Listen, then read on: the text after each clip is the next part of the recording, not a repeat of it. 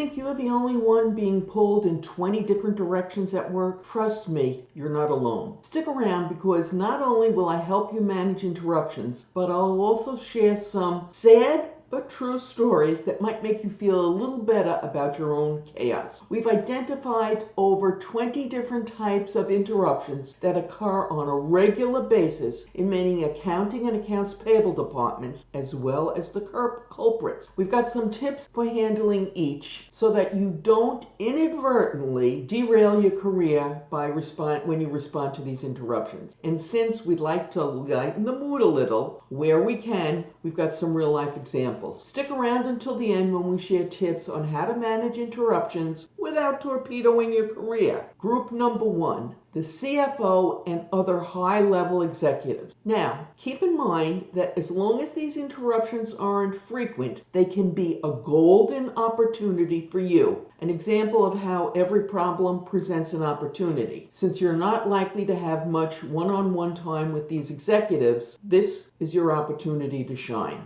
So what do they want? What are they usually asking for? Sometimes a rush payment to be made, often data, unfortunately sometimes a problem with one of your staff, or some other favor. How should you respond? This really is an example of every problem presenting an opportunity. It's your time to shine and make a good impression. If it's a rush wire request, especially if it came by email, confirm it. Because as you know, there have been many frauds where somebody has impersonated a CFO or has taken over their email account. So if it comes by email, you really do need to pick up the phone and call and verify, and that's your way to shine in that particular situation. Also, even though every problem can be an opportunity, let's not confuse opportunity with last-minute panic. When they ask for data, get it quickly, but avoid drowning them in extra data. You're not auditioning for the data scientist, the musical. If it's a problem with someone on your staff, now you've got an issue. Try and determine if it's a real problem or the high-level executives had their feelings hurt because they weren't spoken to with what they deemed was the proper respect. If it is the latter, apologize and have a talk with the staffer, even if the executive is 100% wrong. You need to pick your battles in life and at work, and this is probably not the one you want to go to the mat on. Also, mention it to your boss so that they are not blindsided when it comes up in a meeting. There are a myriad of other favors that they might ask, and I'm not even going to try and guess what they are. Try and accommodate if you can. In fact, in this section's crazy example, I'll share what one was and how we dealt with it. I call this "You Can't Make This Stuff Up." At one organization that I worked, it was a privately held organization, by the way, and they really didn't make that many unusual requests, but they did have one. The owners, whenever they went to a wedding, they liked to put $100 bills in the gift card that they were giving, and they always wanted crisp $100 bills. So it wasn't enough for us to go to the bank and get $100 bills for them. They had to be crisp bills. And so, we call over to the bank, and sometimes the bank didn't even have $100 bills. But after a while, they got to know that we'd be calling and we wanted crisp $100 bills. So that bank, which we did a lot of business with, made sure that it was, they always had them on hand, okay? So that's it. If you work for a privately held company, you've probably had your own version of these crazy requests. And if you want to share some, you can put it in the comments and give everybody a good chuckle. Okay, enough about that. Let's move right on. Group number 2, your boss. You think your boss interrupts too much? You're not alone. But remember, keeping them happy is in your job description. It's somewhere in the fine print. So keeping that in mind, be polite and deal with whatever issue they present. What are they usually asking for? Also, again, sometimes a rush wire, sometimes they're looking for data. Unfortunately, sometimes they have a problem with one of your staff, or they could ask for another favor, of which there are many.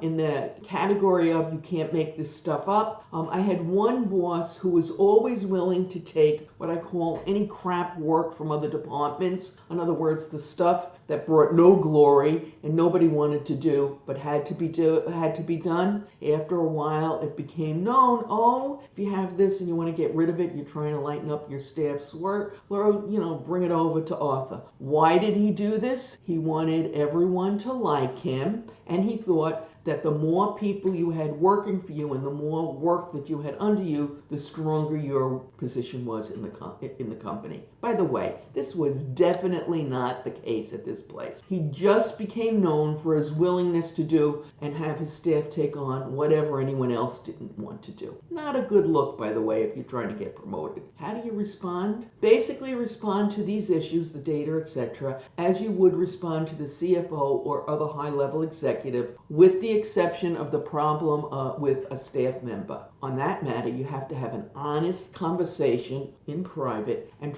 together try and work out a solution. Unless you feel your boss is unfairly picking on the staff in question, then you need to proceed with caution, but stand up for the boss. Stand up for the worker, rather. What about the boss who lets others departments dump their crap work on the staff? This is a tough one. Gently try and show them that saying yes to everything doesn't make them a hero. It just makes them a doormat with a long to-do list. If anyone has a better suggestion, by the way, I'd love to hear it in the comments, because I've never been able to come up with one. Group number 3, your staff. Remember, part of your job is training them and answering their questions, unless there is a reason not to. Let me explain. So what does your staff usually interrupt you with? Well, they have a question for you, they have a request for someone else, they have a complaint, or they are asking for a favor. Maybe they're asking for time off, or they want to leave early, or some other favor that's, out of the ordinary course. In my category of you can't make this stuff up, at one point in time I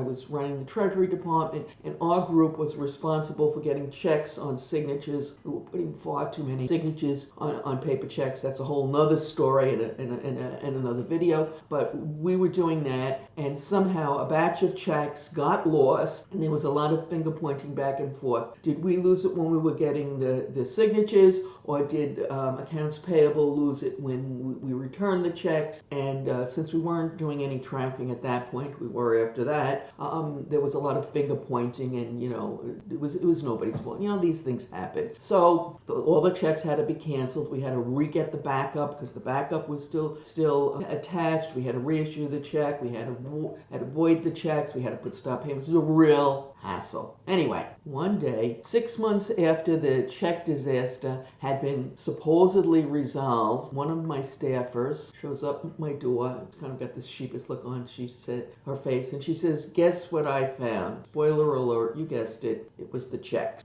All right, so those are the crazy things. So how do you respond in general, not to my crazy story? So if you have an answer to their question, give it to them. But, and this is a big but, if it is something they should know or they can look up, show them where to find the answer so that they won't be interrupting you in the future. Yes, it will take a little bit longer, but you got to look at the long term, and long term it will save you some time. Snapping at them that they should know the answer to that is counterproductive, even if they should.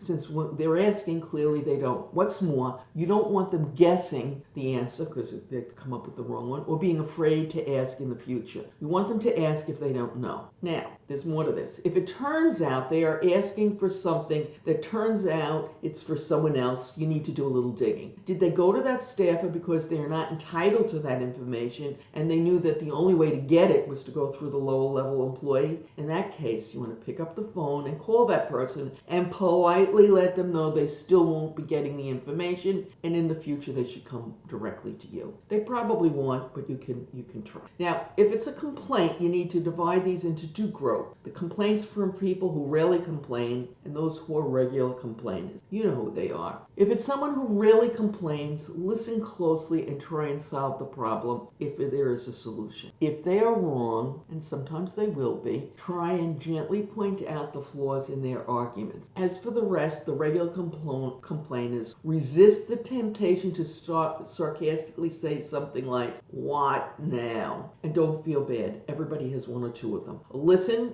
for a time to their complaint because it might be legitimate, in which case you'll tackle the problem. If it's another one of their imagined slights, try and tactfully point it out. Sometimes they just want someone to listen to them. Group number 4, your peer peers and other managers. This is a mixed bag, by the way. Your peers might be colleagues or cunning opportunists trying to pass off your work as theirs. Can you spot the difference? Let's take a look. So what do they want? Sometimes they want, if you're handling expense reports, they're there for their last minute reimbursement, or they might be there with a request from one of their favorite suppliers. They might be looking for data. They might have a request for someone else. They might have a problem with one of your staff or some other favor. In my "you can't make this stuff up" category, we once, I worked for a real estate company, we sent an attorney off to a closing with a $10 million check, and guess what? He lost the check on the way to the closing. Okay, that was a real fun one to deal with, and while you might put that in the category of other favors, I kind of put it in the category of disasters we had to deal with. Okay, so how do you respond to this group of people?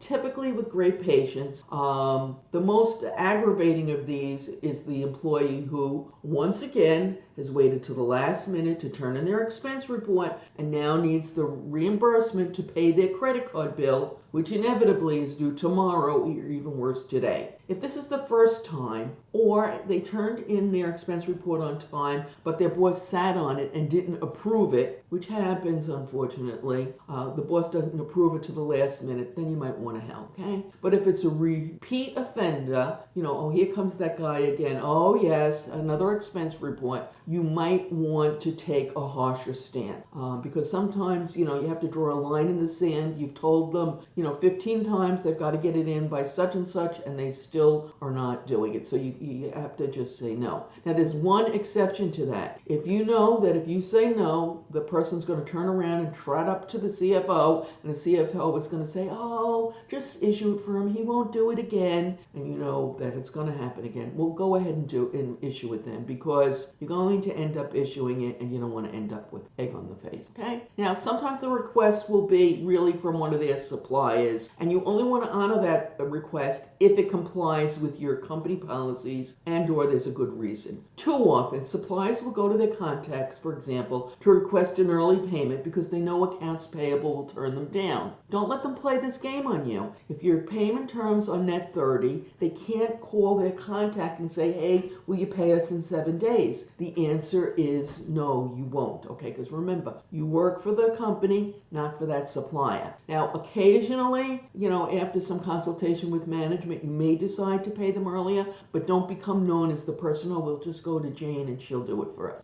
Now, if they're looking for data for a project, basically you want to handle this as the same way you handled a request from the CFO. After you provide the requested data, you can carefully suggest other related data if you have it.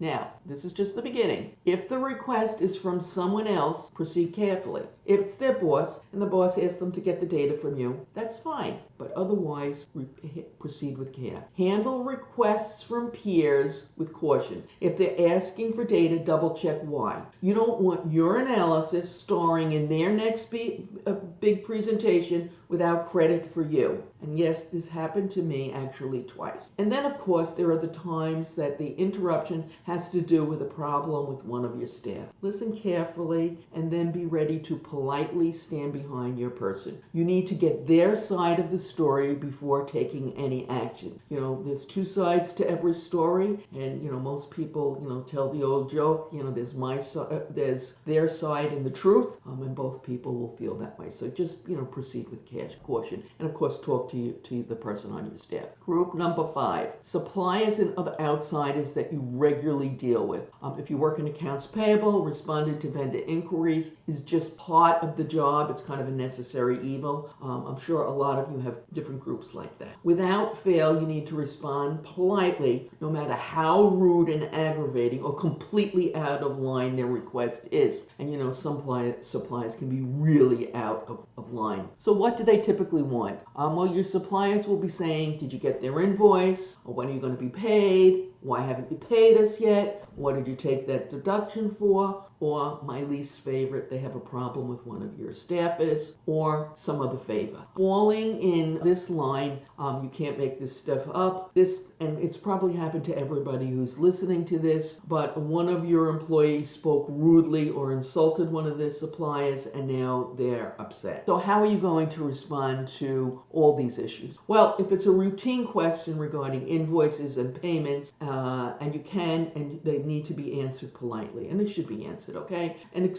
occasionally, if you're lucky, an organization will have a portal where you can direct your suppliers and they can check this information for themselves. Getting the information they requested in a timely manner is just part of working in accounts payable. The nightmare arises when one calls with a complaint about someone who works on your staff. Listen to them, but again, remember, you're only hearing their version of the events. Promise to investigate and then get your person's side of the story. Often, as I said earlier, there are two versions of the same story, but then you can take it from there. And now, as promised, tips on managing your career, managing interruptions without torpedoing your career. Tip number 1, use the following tips with discretion. If the CFO rarely interrupts, treat that like a comment. Rare, potentially destructive, but a chance to shine. So telling them, for example, come back at 2 p.m. when I'm answering questions is probably not a smart move. But of course, you would never do. Tip number 2, if the issue isn't urgent, politely ask the interrupter to come back later and then schedule a time to talk to them. Tip number 3,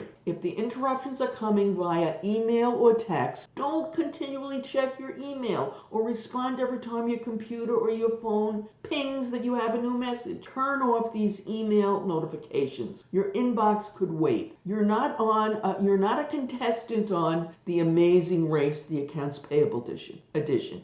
When you finish one task and before you start another, check your messages and respond appropriately. Tip number 3, of course, if it's your staff, you want to train them to search for answers on their own, only interrupting you for emergencies. If you have a current policy and procedures manual and the answer is there, point them in that direction. Sure, it's easier if you answer, but you're training for the long term, okay? You want to train them to find their own solution. Tip number 5, voicemail is a wonderful thing. You don't have to answer the phone every time it rings. Caller ID isn't just technology, it's your career-saving crystal ball. You can see if it is the CFO or your boss or someone else whose calls you should take. Ideally, the caller will leave a message explaining what they need, and you can find the information before calling them back. You now have turned 2 phone calls into 1, or possibly even none if you can email them the information. Tip number 6, if you get a lot of calls from suppliers or others you do business with on a regular basis, asking questions that you think are simply not important, like did you get my invoice, consider a portal where they can check this information themselves. If that is not an option, and often it's not, insist that such inquiries be made by email and then answer them all at once and only once per day. You can promise to respond to all requests within 24